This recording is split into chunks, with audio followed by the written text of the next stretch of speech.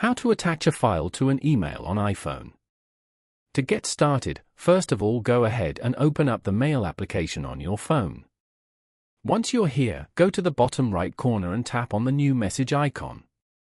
Here, type in the name of the person you want to send the mail to. And then, type in the subject.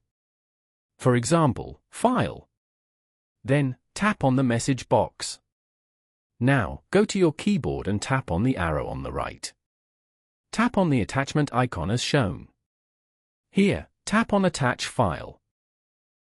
Select the file you want from here to attach it to your email. You have now successfully attached this file to your email.